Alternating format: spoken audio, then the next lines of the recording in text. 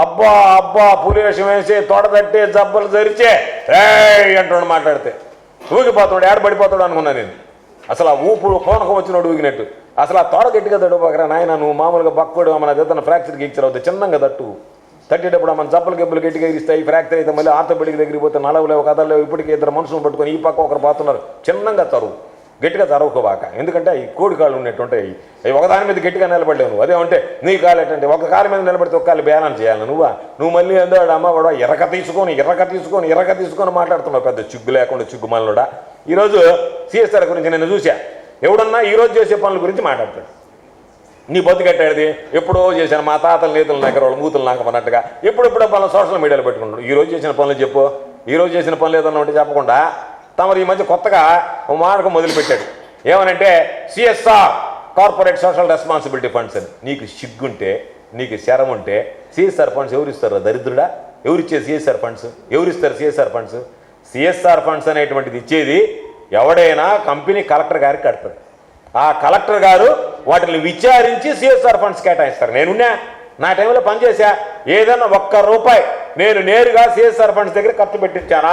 నువ్వేంటి ఎంతసేపటికి ముత్తుకూరులో స్టేడియం అంటివి, ఆ మంది చూస్తువి. ఆ కృష్ణపట్నం పోర్ట్ వాళ్ళు ఏమన్నారు? అయ్యా మేము స్టేడియం కట్టడానికి సిద్ధం, అయితే మేము కడతాము అన్నారు. అంతే కదా, వాస్తవం కదా. నువ్వేమన్నావు? నువ్వు కట్టదానికి నీ సిఎస్ఆర్ ఫండ్స్ నాకు దొరికింది, నాకు ఇస్తే మా వాళ్ళు కడతారు సిఎస్ఆర్ ఫండ్స్ అని దాన్ని ఆపేసావు. ముత్తుకూరులో స్టేడియం ఆగిపోయింది. దేనికి ఆగిపోయింది? సిఎస్ఆర్ నీకు అప్పచెప్పలేదని ఆగిపోయిందా కాదా? ఇప్పటికైనా బుద్ధి తెచ్చుకుని నువ్వు చెప్పినటువంటి మాట ప్రకారం ఇప్పుడు మేము ఉన్నాం. మా టైంలో మేము ఆ రోజు ఫిషింగ్ జెట్టి కట్టమన్నాం. ఫిషింగ్ జెట్టి మీరు కట్టండి అని చెప్పాం. పోర్టులో ఫిషింగ్ జెట్టి కట్టారు. మేము కడతామనలేదే, మాకు టెండర్ ఇవ్వలేదే, మా కాంట్రాక్ట్ ఇవ్వలేదే. మేము అభివృద్ధిని కోరుకున్నాం, అవినీతిని కోరుకోలే, సంపాదన కోరుకోలే. అవినీతి ద్వారా ఈరోజు నువ్వు ముత్తుకూరులో స్టేడియం పనులు చూసి ఎందుకు ఆగిపోయాయి?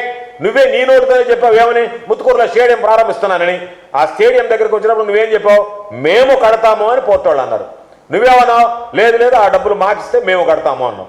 నీకు ఇవ్వడానికి వాళ్ళకి ఇష్టం లేదు. అందుకనే సిఎస్ఆర్ అనేటువంటిది కలెక్టర్ని పక్కన పెట్టి వాళ్ళని బెదిరించి బ్లాక్మెయిల్ చేసి నేను హాస్పిటల్ ఎవరు కట్టాలా? కలెక్టర్ గారికి నువ్వు గ్రాంట్ ఇవ్వాలా, కలెక్టర్ గారు హాస్పిటల్ కట్టించాలా, ఆయన టెండర్ పిలవాలా, ఆయన టెండర్ పిలిచి దాన్ని పారదర్శకంగా చేస్తే ఈరోజు ఆ డబ్బులు కూడా సిఎస్ఆర్ అనేటువంటివి కూడా ప్రభుత్వ నిధులతో సమానం. నేరుగా తీసుకొచ్చి నీ ఎమ్మెల్యే ఫండ్ ఉంది, నీకు ఎమ్మెల్యే గ్రాంట్ ఇస్తాడు, నేరుగా ఇచ్చేస్తావా? కలెక్టర్ ద్వారా ఇస్తాడా? నియమ నిబంధనలు దేనికి ఉన్నాయి? ఎవడైనా తినేస్తాడని చెప్పింది. అటువంటిది నేరుగా నువ్వు సిఎస్ఆర్ ఫండ్స్తో బ్రహ్మదేవం దగ్గర హాస్పిటల్ అని చెప్పి 30 కోట్లు 40 కోట్లు అని చెప్పి వాళ్ళ దగ్గర తీసుకొని 5 కోట్లు 10 కోట్లు కూడా ఖర్చు పెట్టకుండా సిఎస్ఆర్ నిధులు కూడా బొక్కడానికి తమరు వేసుకున్నటువంటి ప్రణాళిక ఏంటంటే మిగతా ఓట్లన్నింటిలో సరిపోయింది. ఇప్పుడు కొత్తగా సిఎస్ఆర్ మీద ప్లాన్ చేసావు. వాస్తవమా కాదా?